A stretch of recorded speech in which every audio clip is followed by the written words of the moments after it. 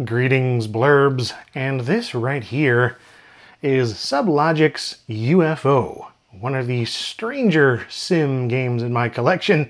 Yeah, this is a simulator where you fly a UFO instead of a traditional Earth aircraft, and yeah, it's made by Sublogic, and actually Bruce Artwick and his team, the same people that were behind Microsoft Flight Simulator, and of course the original flight simulators going back to the late 70s, but yeah, they released this too, and it really is effectively like Flight Simulator. I believe Microsoft Flight Simulator 3.0 is the one that this is closest to. You know, it's kind of on that edge of 3.0 and 4.0 having come out in 1989. But from what I recall, this was just one of those things where they, you know, they were still doing their own thing while helping do the flight simulator stuff for Microsoft, and releasing all kinds of add-on packs and such. But this right here was kind of a spin-off or an evolution of the code for the Flight Simulator 3.0 era. So I believe the flight model itself is totally different. They rewrote that. And, but you know, a lot of the rest of it in terms of aesthetics, technology, and all kinds of things are very, very similar to Flight Sim 3 and 4 for MS-DOS PCs. And yeah, unfortunately my box here is not in the greatest condition. It's all But this is actually a rather hard to find big box PC game, so I'm very happy to have it. And it's just so odd, you know? I put a picture or two of this on Twitter the other day, and people were like, hey, what the heck is this? I've been just sort of hyping myself up about the new Flight Simulator coming out and going through some of my older flight sims and thinking about some retro flight sim coverage on LGR, and came across this one again in my collection. I'm like, yeah, you know what? Let's do a video on this, because this is just unique even today. There are not too many UFO simulators, you know, flight simulators out there. I don't think that's everything in the box. So yeah, first thing, you get this wonderful UFO Operating Manual. It's like 80 pages or, yeah, wow, exactly 80 pages. Wow, I'm pretty good. And it turns out flying a UFO is weird.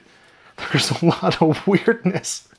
I just love how far they went with this. It is a straight up UFO simulator. Yeah, we're gonna go over pretty much all the gameplay here in this video, probably. I don't know, whatever I feel like doing. I got a little quick reference guide here to most of the most common controls for the keyboard anyway. A couple of 5 1/4 inch floppy disks. I believe these are 360K, yeah. So that's those. And you get some maps.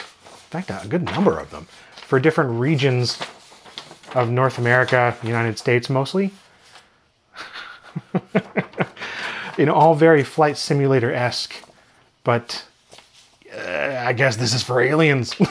It's all in English, thankfully. You don't have to translate any weird alien languages, but yeah, this is nuts. So here is a list of,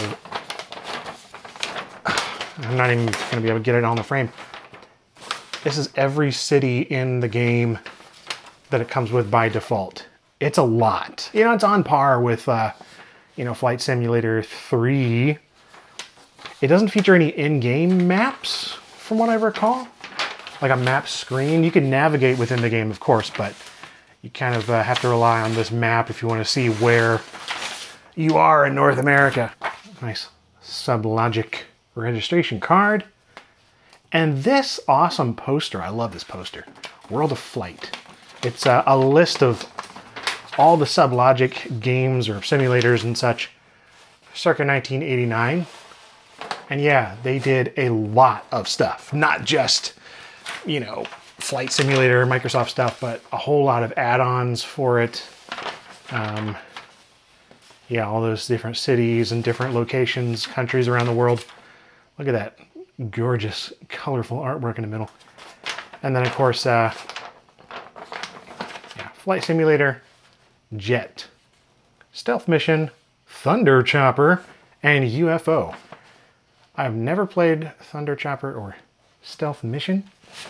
I'm gonna go ahead and get the game installed, and let's fly ourselves a dadgum UFO on the LGR wood grain PC. Alrighty, I've gone ahead and installed the floppy disks to the hard disk, and thankfully this is not one of those copy protected games, so it works just fine by copying over the files.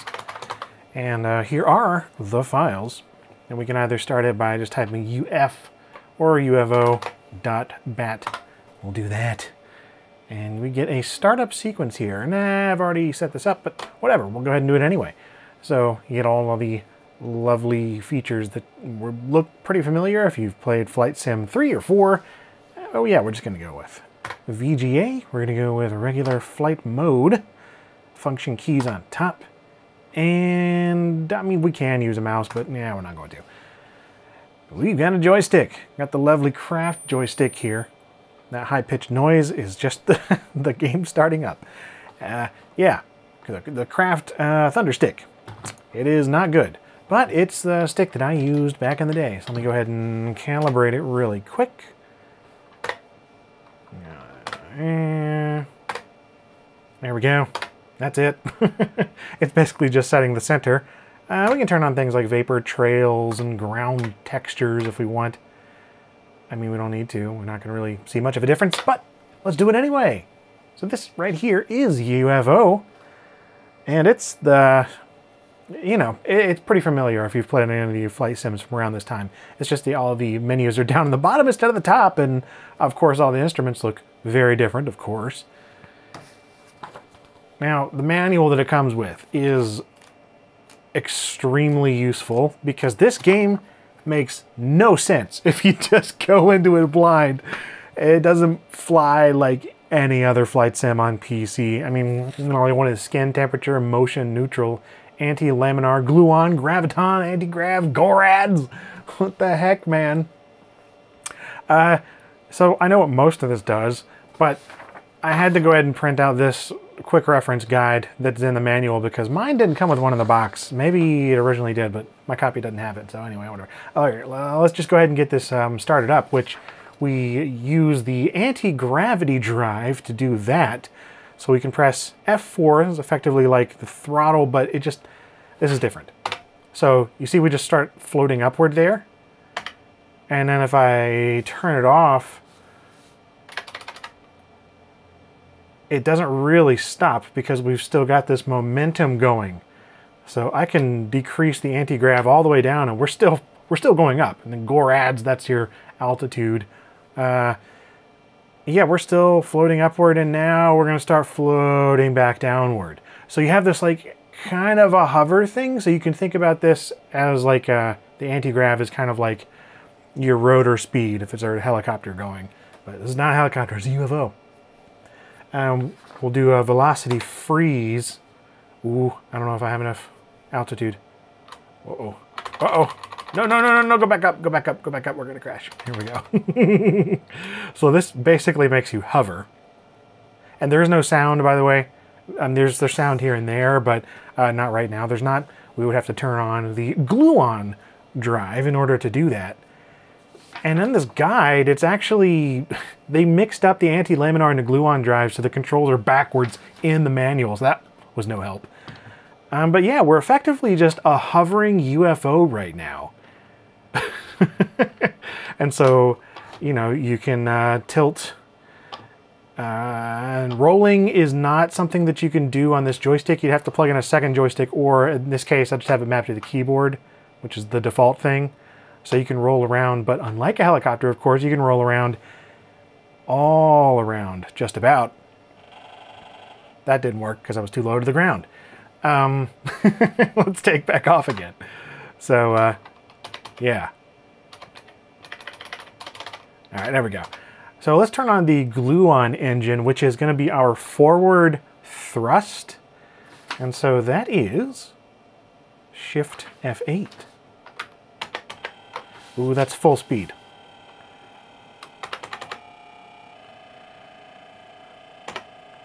So there's our sound, such as it is. Going too fast. All right, so that's cool. Now, in order to, oh, I have to turn, I hate this. You have to set the joystick back on every time you reset the sim. Okay, so we got that back on. We got a little city over here. I'm gonna turn off the drive. So see, I'm still floating forward. If I were to turn on the motion neutralizer, that'll help with some of that. Because otherwise you're just going to have, you know, all sorts of physics going on. See, now I'm just like, eep.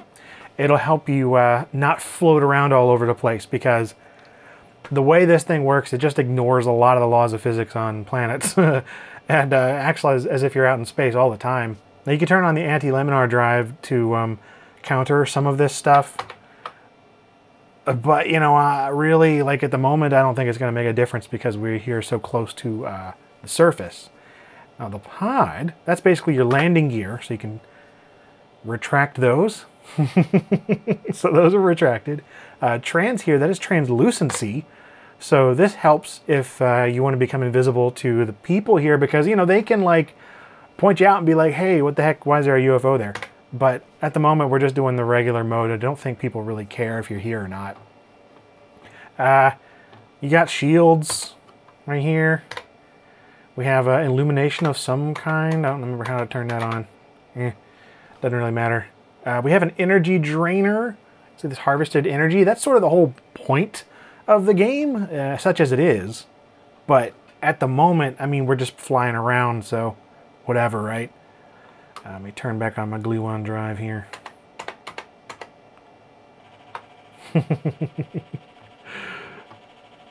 Yeah, man. I think this is pretty neat. I mean, it's effectively a helicopter sim. It's just you have a lot of things that can break the laws of physics, too. So that's cool. Yay. You can just sort of buzz the top of this skyscraper here. I think we're over Florida. Whoops.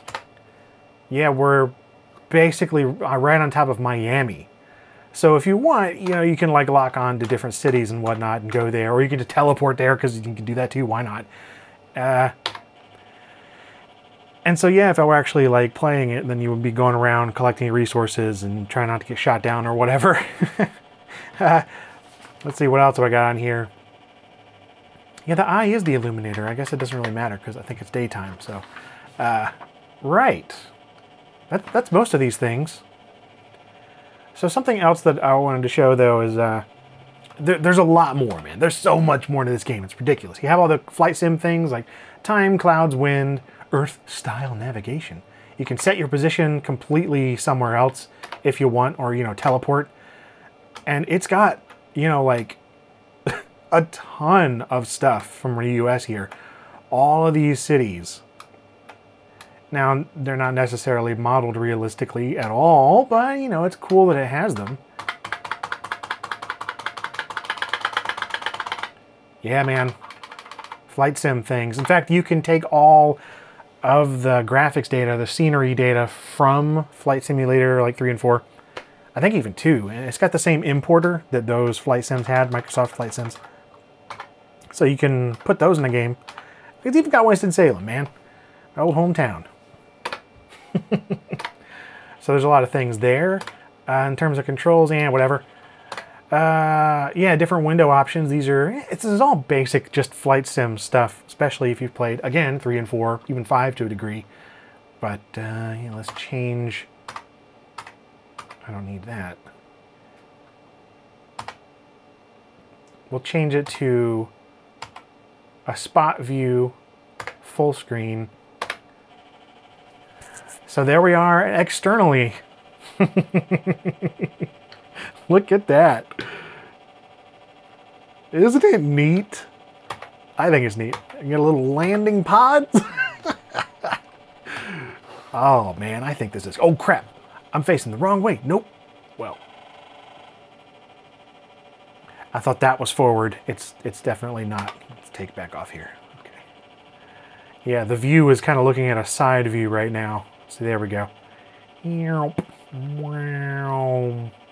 I'm an UFO. It reminds me of like the UFOs and such in Corncob 3D, except as, you know, you're not playing in the Corncob, you're playing as the UFO enemies. It's pretty great. All right, I'm pretty much dead. So let's not do that. So here's the different libraries that you can open up. We were just in the normal flight mode, but it's also got this energy trader game. An Earthcraft Chase, just demos, of course. Craft libraries, you can check, like, I don't think there's any other UFOs. No, it's just the one. I don't know if you can import other aircraft and such from Flight Sim, or if you can maybe create your own in some of the like aircraft designers. For instance, I have Aircraft and Scenery Designer here for Flight Sim 4. Don't know if that works with this at all. Probably not. I don't know. Never tried it. But yeah, there's all sorts of different things you can do in here. Let's just go to the Earthcraft Chase. This is kind of interesting. Chase the Earthcraft. Gain points by flying close to it. Drain its energy. Indeed. It's just a chase mode, but you are so much faster. See, I'm already outran him. And your score goes up the closer you are to it.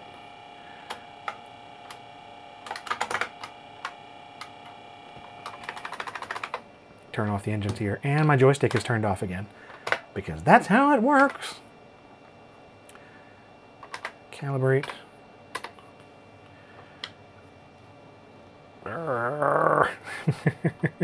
Where did that plane go? Okay. Well, I don't know where he went. I already lost him. That sucks. Ah, jeez.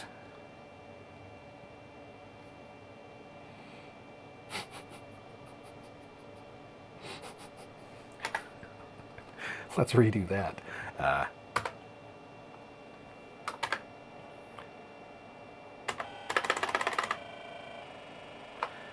So there's the guy. And this is kind of cool too. Dang it. I need to set the defaults on this thing. All right. So you can press plus to like artificially zoom in. I think that's kind of neat. I mean, you know, it's pretty useful.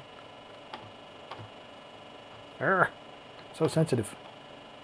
Like, there he is. He's way over there. Look at that guy. Trying to fly away. I got a UFO.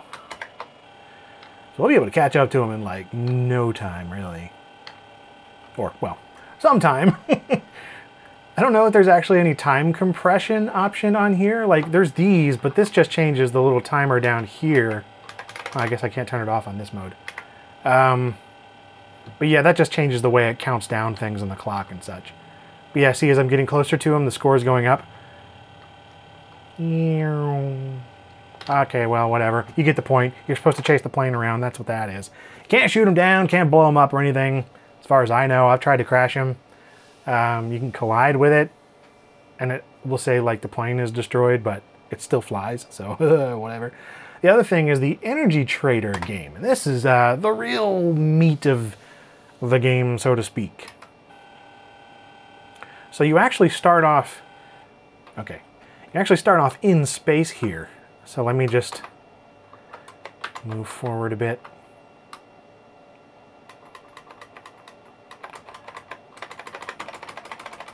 Okay. I guess I wasn't supposed to go that way. You have like these things out here. Let's just avoid that. Oh no, I don't have that.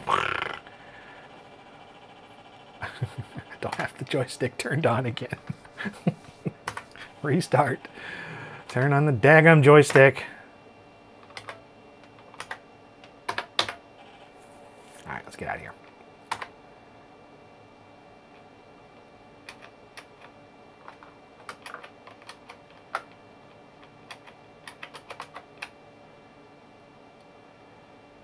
I thought there was another way to just float out of here. I don't remember now. Well, this works. I don't care about damage. Let's get out of here. And we'll turn off the drive. So, zoom out a bit. Look at this. We are floating above Earth right now. And, yeah, that's the continental US right there. So this is Florida poking out. And they got like South Carolina, Georgia, North Carolina, Virginia, Texas poking down over here, and got the moon over there, Mexico, Central America, spaceships, and then that's down. And that's as far as it goes because it doesn't have any other scenery except the default in there right now, and I believe it's just the Americas. by default in UFO. But since you are out here, moving doesn't really do much of anything. Because, yeah, I'm not moving very fast, and I don't really remember how to get... there's the kilometers an hour, rather.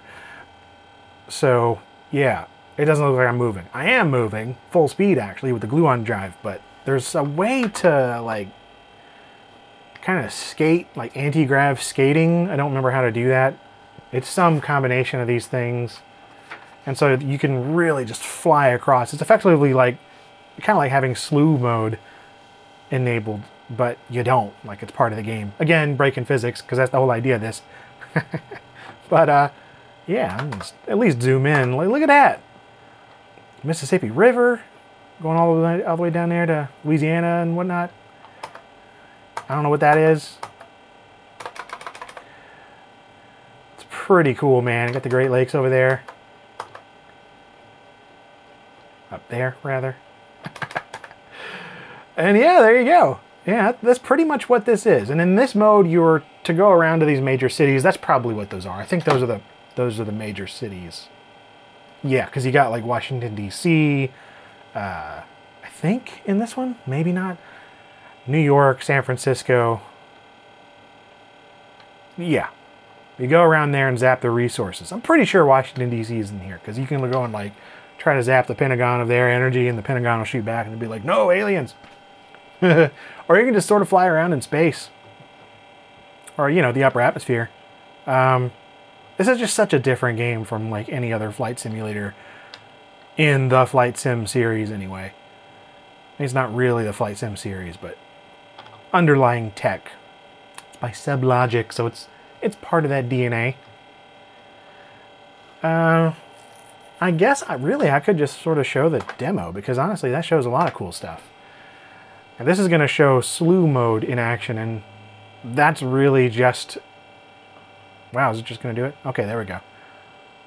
So you can see, like, none of the things are turned on, but he's moving, like, insanely fast. So it just moves. This is slew mode. You can just effectively just skate around the entire planet.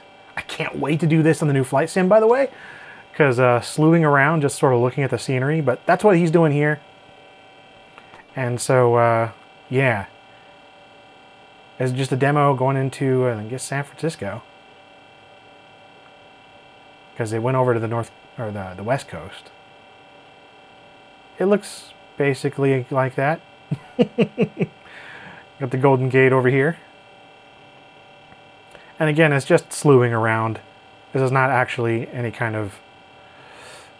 Why is it still making sound? It shouldn't be. Well, anyway... This is not indicative of normal gameplay. As you saw, it's much slower. Unless you were to do some of that skating around and such with the anti-grav and whatnot. But yeah, this is pretty much UFO. Like, you go around, see, here we go. See, the people are, you can, like, sucking up energy. And so you just sort of, like, look at different things, and it's just like, oh man, yeah, soak up that energy. Building's gone. Isn't that neat? I think that's so cool. And that's really what you do. You go around harvesting energy. I don't know if there's any kind of end game. I've never played that far, but dang, is it a cool theory for a game. There's so many weird 80s things like this that I just love. Yeah. Oh, here we go. Okay, it's moving around to, looks like Washington, D.C., because that's the Capitol building over there. You can suck up the Capitol's energy, just blah. Oh, so the city is attacking, you're getting shot at. All these national defenses.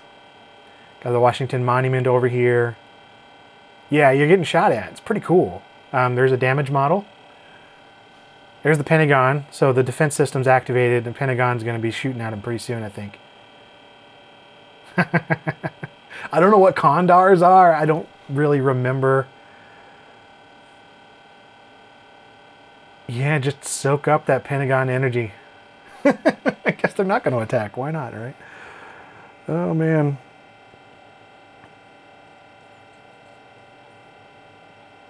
Yeah, you can like, I'm just reading the back here. You can like go to this mothership and use a gravitation tractor beam to dock with the ship, but also capture human aircraft. It's neat, I think. There's a lot of cool stuff with this. And yeah, it's just going to run through the demo here while that annoying noise plays. And you can actually just pick up where the demo left off, but because it was just sort of doing what it wanted to, you're just going to start drifting out of place now because the controls weren't set up for actual gameplay. It was just slewing around for the demo and doing this pre-recorded thing, so it just sort of freaks out. Anyway, what is that?